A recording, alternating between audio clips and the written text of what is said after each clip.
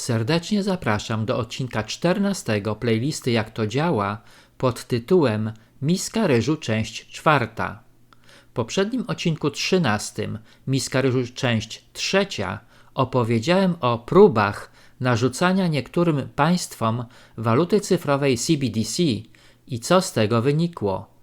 W tym odcinku opowiem, jak poradzić sobie z zagrożeniami płynącymi z obecnej sytuacji politycznej Polski. Jak wspomniałem w ostatnich odcinkach playlisty Jak to działa, Miska ryżu 1, 2 i 3, w obronie naszej suwerenności i bezpieczeństwa musimy stanąć w obronie gotówki i sprzeciwiać się wprowadzeniu euro do Polski. Wprowadzenie CBDC oznacza ukoronowanie planów międzynarodowych lichwiarzy i pełnego zamordyzmu na wszystkich poziomach naszego życia. Iluzja rzeczywistości tworzona przez opisywane przeze mnie złowrogie siły zaczyna się powoli rozwiewać i widać coraz bardziej zarysy świata globalnej dyktatury, niewolnictwa społecznego i ogromnej kolejki naiwnych ludzi żebrzących o miskę ryżu. Co mamy zrobić, aby w miarę normalnie przetrwać ten iluzoryczny świat stworzony przez łajdaków, zdrajców, sprzedawczyków, agentów wpływu oraz ich chlebodawców ukrywających skrzętnie swoje personalia pod płaszczykami obrońców planety, praw kobiet, biedy, sprawiedliwości i demokracji.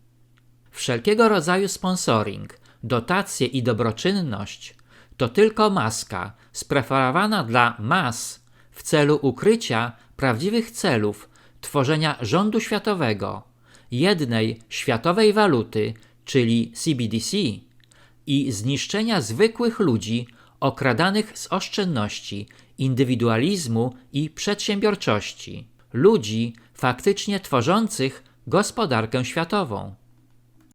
Czy jest możliwe, abyśmy przeciwstawili się nadciągającemu złu i jeźdźcom apokalipsy nieustannie galopującym w naszym kierunku? Na początek zastanówmy się nad dwoma istotnymi problemami.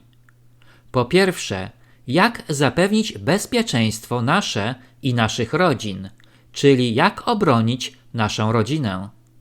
Po drugie, jak zapewnić bezpieczeństwo finansowe, bez którego cel pierwszy byłby praktycznie niewykonalny.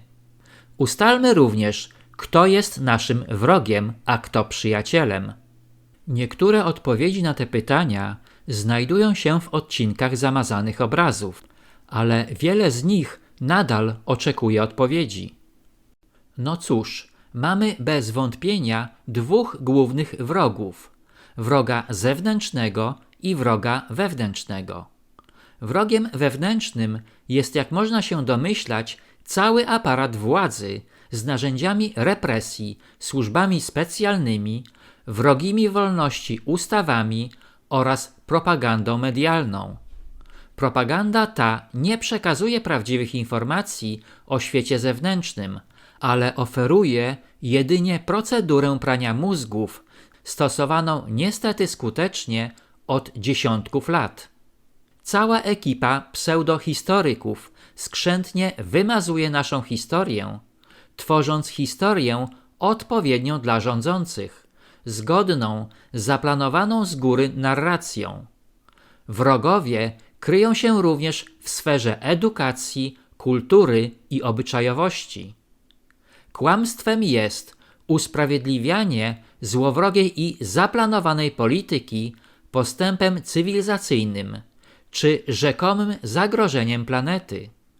Prawda jest taka, że to nie planeta Ziemia jest zagrożona przez działalność człowieka, ale ofiarami są zwykli ludzie karmieni fałszywymi ideologiami, ogłupiani przez media, gazety i wszelkiej maści pseudonaukowców. Wrogami są ludzie nawołujący do wojny, których można nazwać zdrajcami, jeżeli udają reprezentantów interesów naszego małego imperium, lub agentami wpływu, jeżeli do tej ekipy nie należą. Agenci są przedstawicielami lalkarzy, kierującymi się wyłącznie swoimi brudnymi interesami i wykorzystującymi skorumpowanych decydentów. Tłumaczenie, że państwo A jest ofiarą, a państwo B agresorem, jest tylko kłamstwem i zasłoną dymną ukrywającą prawdziwe cele polityków wiszących na sznurkach ukrytych lalkarzy. Czy nasze małe imperium potrzebuje czołgów, rakiet i całego arsenału wojennego dostosowanego jedynie do wojny napastniczej? Czy może raczej systemów antyrakietowych i schronów dla ratowania życia ludzkiego polskich obywateli? W jakim celu Amerykanie chcą nas uszczęśliwić, sprzedając flotylę helikopterów wojskowych, Apache czy innego uzbrojenia? Czy mamy je od razu bezpłatnie przekazać sąsiadom, czy może dowiemy się o tym dopiero po fakcie? W jakim celu nasz naczelnik chce więcej wojsk amerykańskich w Polsce, zamiast zajmować się własnym wojskiem i zakończyć oddawanie uzbrojenia wschodnim sąsiadom?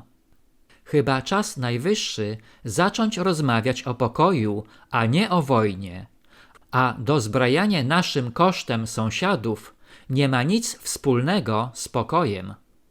Niestety nie mamy bezpośredniego wpływu na działania tego rządu, wybranego w rzekomo demokratycznych wyborach.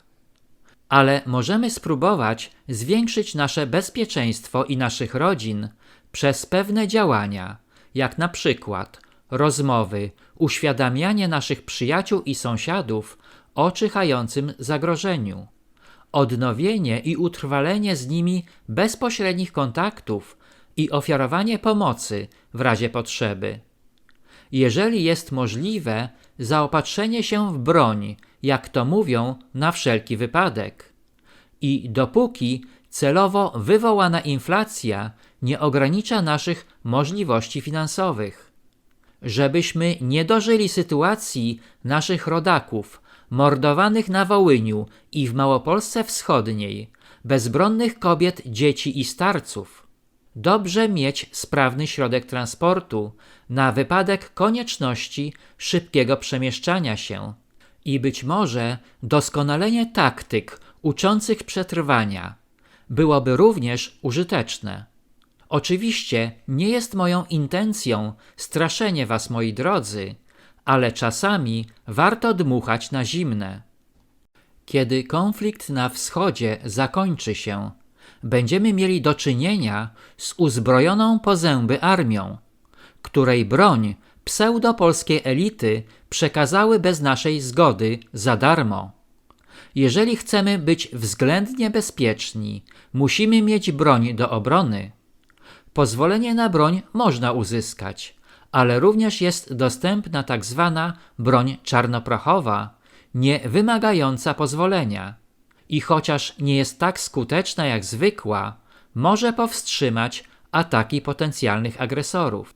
Moi drodzy, przekazałem wam tylko moje uwagi dotyczące bezpieczeństwa waszego i waszych rodzin, na wypadek nieszczęścia, do którego mam nadzieję nigdy nie dojdzie. Na tym zakończę odcinek 14, Miska Ryżu, część 4, w którym opowiedziałem o kilku zagrożeniach wynikających z konfliktu zbrojnego za naszą wschodnią granicą. Serdecznie zapraszam na odcinek 15 pod tytułem Miska Ryżu, część 5.